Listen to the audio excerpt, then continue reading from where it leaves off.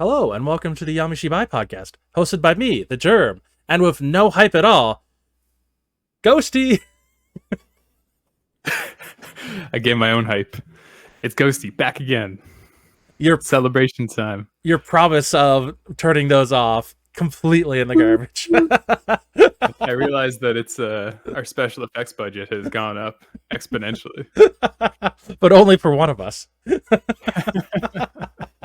You're lucky. If I didn't have this, I'd make you do it in post effects. So, You'd make me. That's funny. Shall we start the episode? yeah, let's get to it.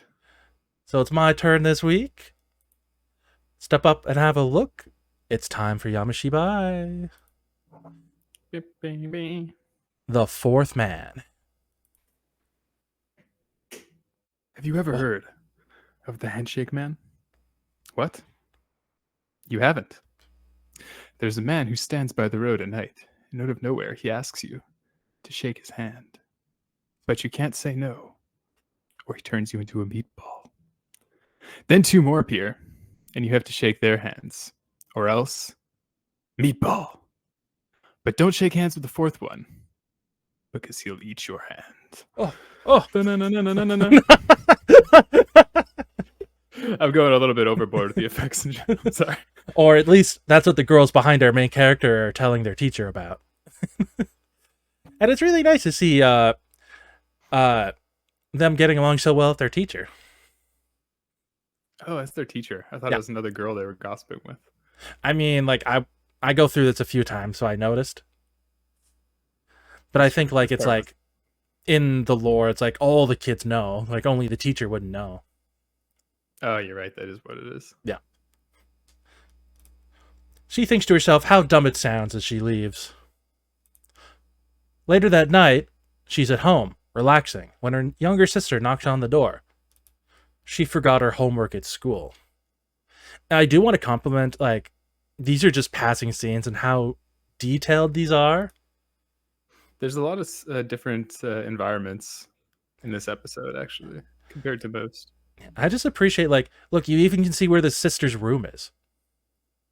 And the names. Yeah. They're, like, really established here. Like, it's obviously their parents probably, like, made that for them when they were born.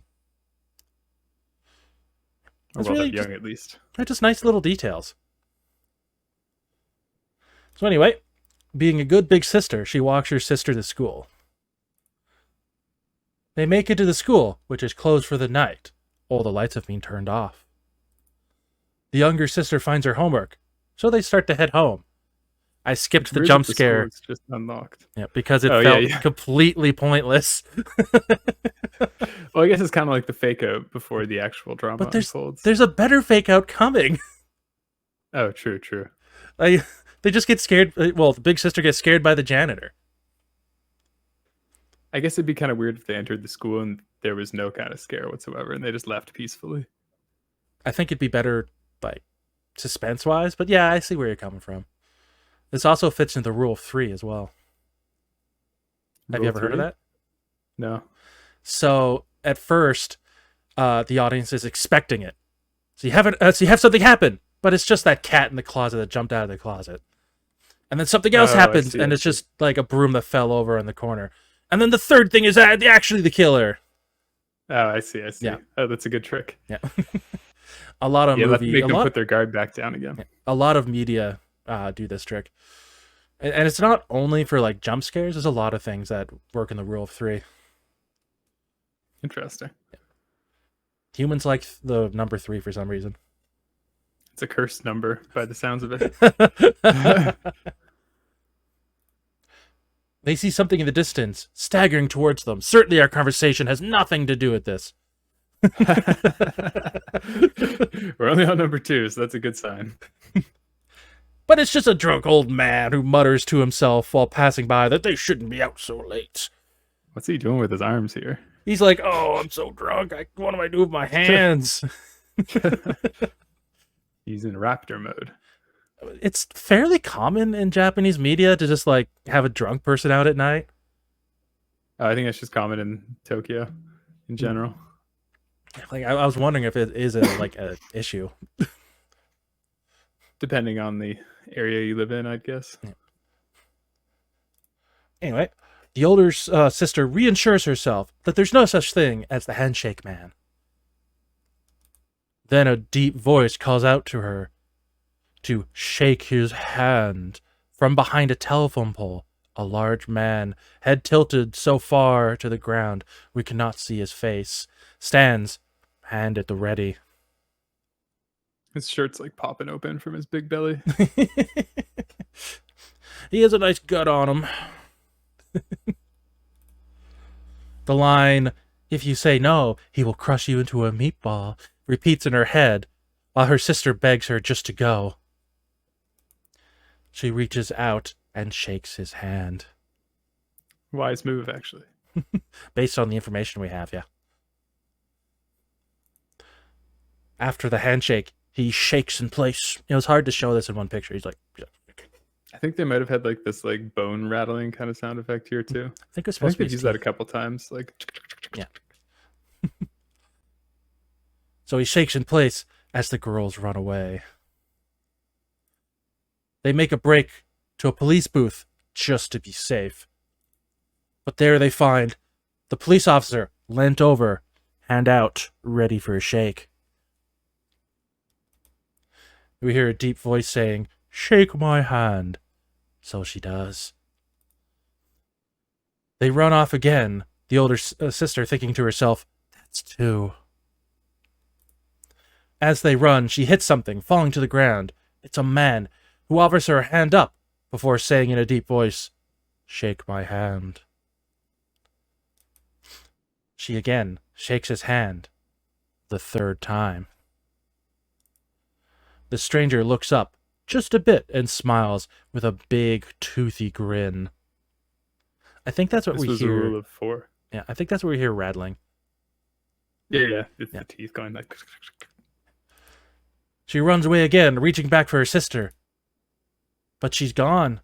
She looks around, not seeing any trace of her.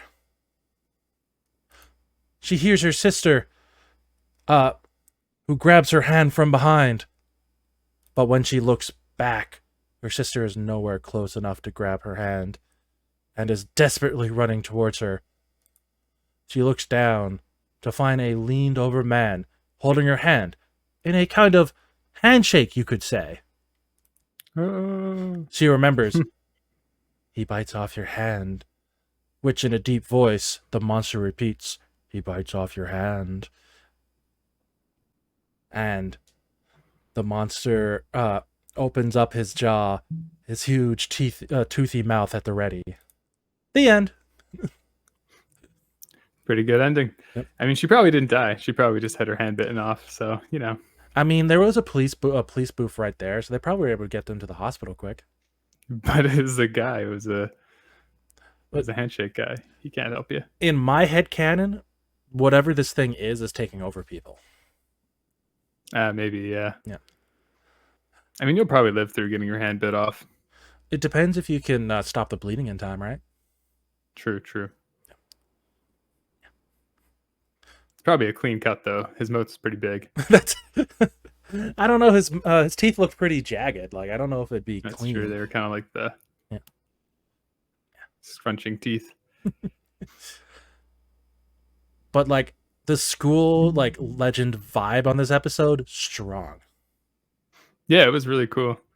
I liked the pacing was good. Mm-hmm. The introduction of the story to like the couple random events before stuff actually starts kicking off. How late was it though? What do you mean? It's like I see. the drunk grandpa walking around like made it seem like it was like 11 p.m. or something, which seems kind of late to be doing your homework. Maybe the kid's the bad student, you know? Yeah, And very last minute homework. Maybe the school is further away than you think. Honestly, just go to school early next day. That would be smarter, wouldn't it? Yeah. I don't think it's worth risking walking at night. I mean, I guess normally it'd be safe. It's just the handshake, man. I don't know, that drunk man was walking around judging them. Maybe he was just concerned for their safety. He'd heard of the handshake men also. Maybe alcohol makes it so you can't become the handshake man. That's true. That's why I only walk around drunk at night. Always sloshed, as they say. It's for the safety of the kids in the neighborhood. That kind of reminds me of that time you walked around with an axe. I did? Yeah, you said once you walked home carrying an axe. I don't remember this. Was it an axe? It was something that would make people take a double look in the middle of the night. You sure it was me? Like 60% at this point. I don't know. Yeah. I remember having like an icicle one time, like a giant icicle. Maybe that was it. But why would you walk around at night with it? I don't. It's the ultimate self-defense weapon. Like it also disappears after you're done. Exactly. No trace. Here's a question. What do you think happens if you say no to the fourth? Does he turn into a meatball? Yeah, there wasn't really a confirmation there, was there? But that's the best kind of urban legend. It's better not to shake the hand, because you know you're going to get your hand bitten off if you shake it. But so if the alternative is turning into a meatball... Well, that would just be a weird payoff, though. You may as well just not shake the first guy's hand, just immediately turn into a meatball. But, like, I think it'd be better to live, even if you lose a hand. That's true, yeah. I think the meatball thing might have been a weird translation, too. That doesn't seem quite right. That you turn into a meatball? Yeah. It just feels like... It feels like it's conveying the action that's going to be done. Like, I'm imagining it like that episode where the guy gets turned into a meat cube. I was going to reference that. Meat cube boy. Yeah. But I don't think it means like a Swedish meatball that you get at IKEA. My personal bet is that it was a reference to some kind of minced meat. And like, yeah. The translator is like, oh, the best way to do this in one word would be like meatball. They did say, I know the word meat is niku, and they said that, but I don't know what the context would be.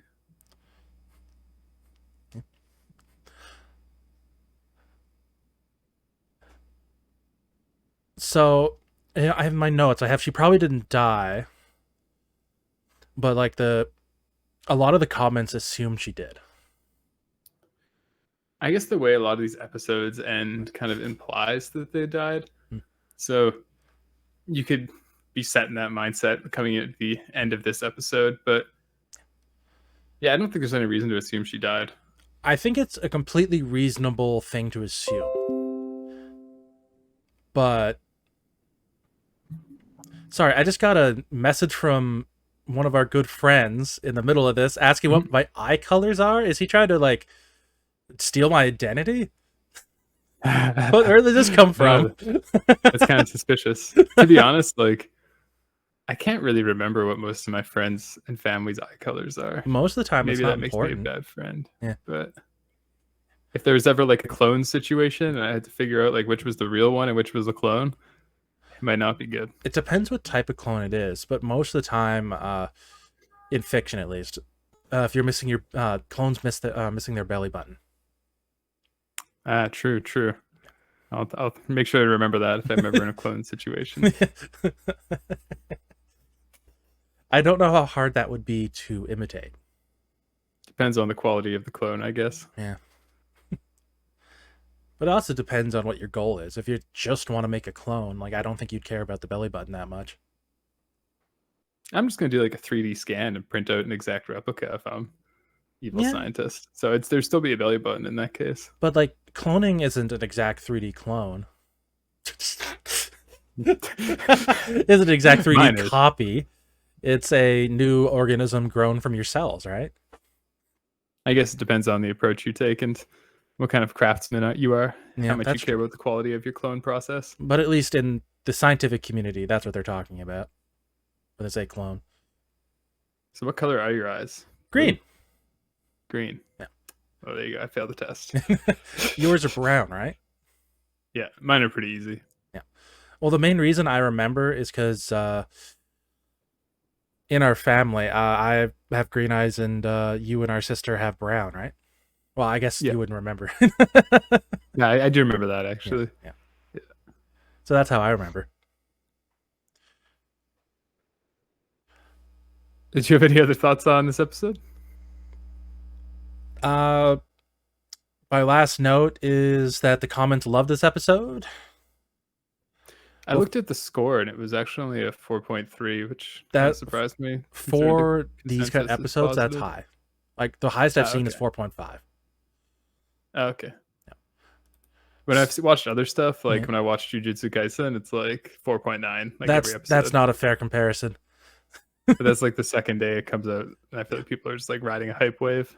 And most people either vote 5 or 1 because we're logical creatures. Yeah, it's just how it goes. Yeah. So I just thought we'd take a quick look at these creatures. I think most of them are not very significant, but I love that one that looks like on the right hand side that looks like he's like has like some kind of larval body, and he just like, it's my life, like whatever. He's gross. Yeah, he just like, it's a living. Any of them jump That's out at his you? life. I'm trying to see what the emo girl is holding. I'm not sure Can't either. tell. Just looks like flowers or something. And there's a guy with an eye in his nose. That one's kinda pretty gross. entertaining. The other ones are kind of standard. Yeah. Guy carrying tofu. Oh yeah, he is carrying tofu. What a jobber.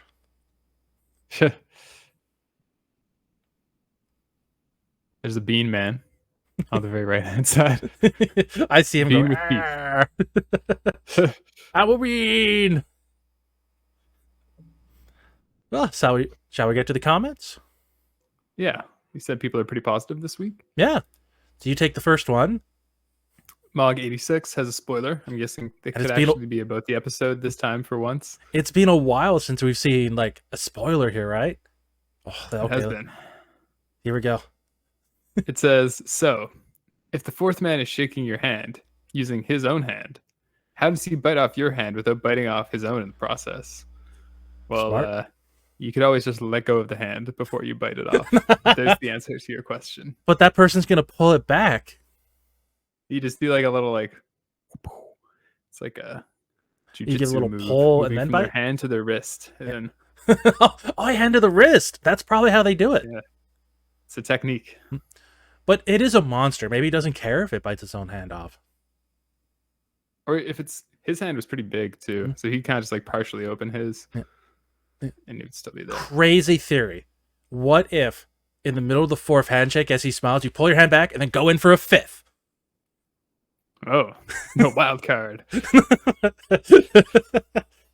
Bet he wouldn't know what to do then. I think it was more the order of the men shaking the hands, not the handshakes themselves. Yeah. But it's a good wild card play. I appreciate that. Make the monster question his what to do. Flip the script. Yeah, he I'm like the brings out monster like now. a book, just like, oh. Okay. GKC4 says, great ending. Chomp. Much appreciated. It's funny.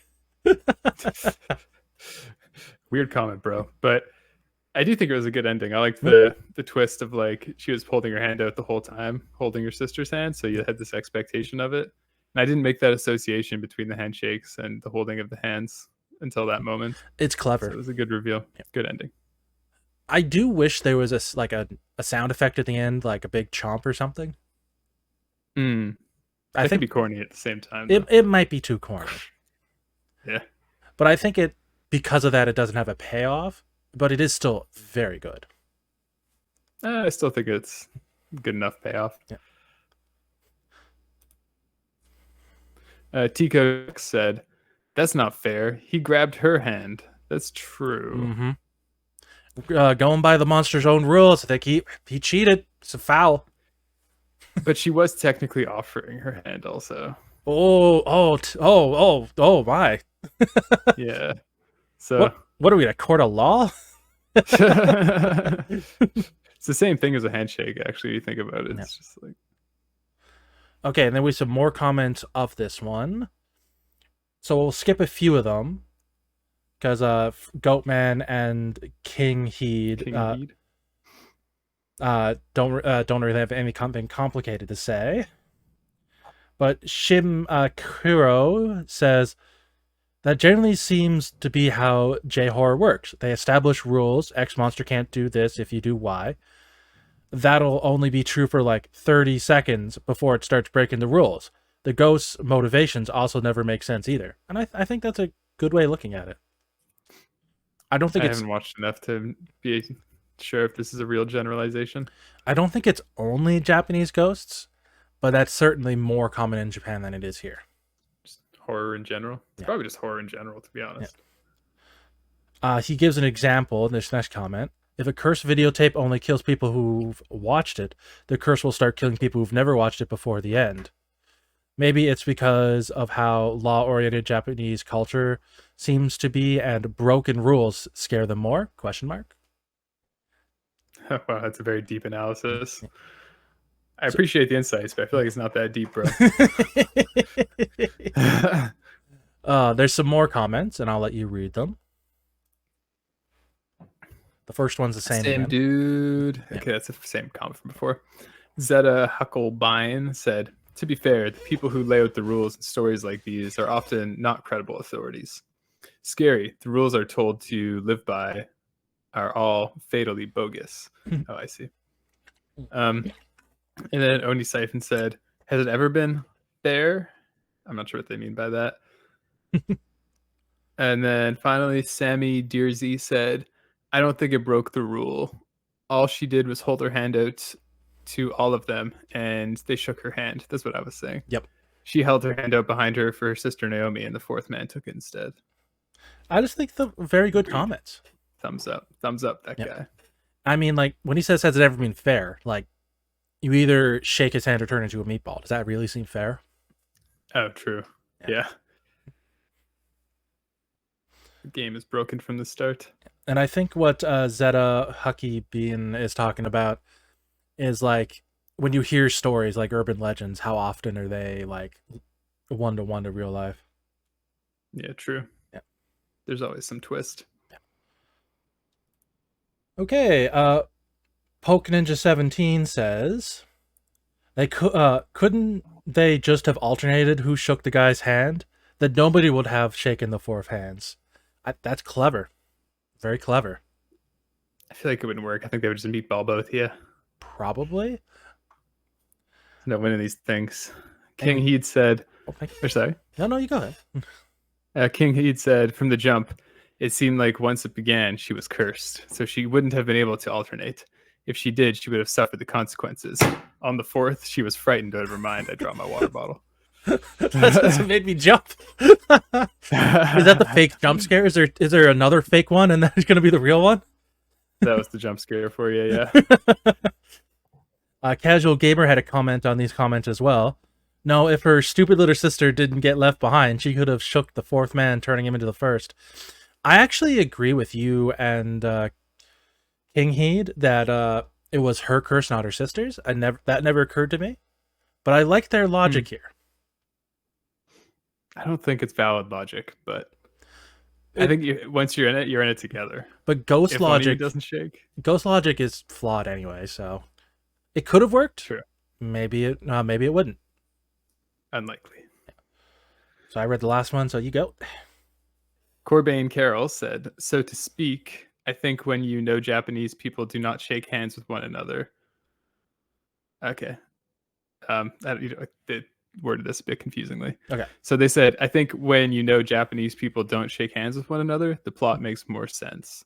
Because then it turns into an alien situation, which is scarier. And I think that's a good comment. Yeah, it's an interesting insight, right? Other than the so to speak at the start of the comment, that wasn't really necessary, but yeah, whatever. They had a good insight in the culture. I think that was insightful. Yeah. Is that Michael? Yep. Mikhail, whatever. Michael. That was good. Let's give them a hand. What possesses you to write this comment? It's good. I love it. Conundrum 32068 said, okay, to be fair, he grabbed her hand. She didn't shake it. So similar to other criticisms. Also, if you don't shake it, does the fourth one squeeze you into a meatball? Yeah, I kind of was hitting on the same thing. Mm. Like I like these kind of urban legends where they don't make everything clear. If you know everything, yeah, it's kind of lame actually. Because then you know how to get out of it. Yeah. So Negative Space says, plenty of people lead rich, fulfilling lives with just one hand. I'd much rather some creepy thing bite off my hand and send me on my way than be crushed into a meatball. She got off easier than other characters this season. Like, we were talking about that too. Saying. Yeah. Yeah. Maybe she should have a whole meatball scenario. Yeah. And the last comment. This is a different forum. Yep. They said Toshik said, I just want to see more heads at the end. It is an interesting part of them, honestly. Yeah. I quite enjoy seeing like where they're gonna put the next head. And that and the sketches of all the random monsters are pretty cool. The sketches are fun. Yeah. So, themes and metaphors. Do you have any ideas? It's pretty straightforward. I think just stranger danger. Don't go out at night. There'll be creepy drunk people, and it's dangerous. I have one layer deeper. Maybe it's okay to be kind to strangers, but not too kind. Yeah, keep the buffer. Like, it's okay to shake like one or two hands, but it starts getting unreasonable after that. You leave. And don't forget your homework. Yeah, don't forget your homework. So, what is your personal score? This was a really good episode. Agreed. I liked the build-up and the like the stages to the plot. Also, it was really creepy payoff. So I'm gonna give it like a 9 out of 10. I already said I love the urban legend part of it. How we start with the like actual tale from the schoolgirls. And then, like the same as you, the build-up is really nice, and the monster is simple but effective. Something about a big mouth of teeth is just uncomfortable. True. Yeah. I know you have a teeth phobia, so that kind of plays into it. So, I forgot to put to combine them together again. Oh, that's okay. It's 18. What? That's right. I just did that in my head. Whoa! I actually thought about giving this one a 10, but it felt too dramatic, so I said 9. To me, what kept it down was the monster was a little too simplistic. I guess so. I don't think there's anything that simple about turning into a meatball. I mean, the consequences weren't simplistic. That's true. And I know it's the rule of 3, but I found the janitor jump scare unnecessary. Yeah, you were really bothered by that. Yeah, it doesn't like pull down the whole episode for me or anything, but like it does take off little points for me. Maybe if there was like something that was more like foreshadowing in the school, it would have tied it together a little bit better. Maybe a poster that was like about handshakes or something, or cleaning your hands. Yeah. Something or like meatballs this Saturday. Meatballs cafeteria special. That would have been funny, actually. It's like, don't forget to clean your hands. Meatball special. That would have been good. Yeah. I think that's everything we have to say about this episode. Next week is, I saw the title, something about a clown or something. Merry-go-round. It's definitely going to be like a kid is at a circus, and then maybe there's some creepy clown stuff. Half points. Half. Nice. Not bad. Thanks for joining me, Ghosty. Thanks. I've got some extra special effects to send us off. Okay. You ready?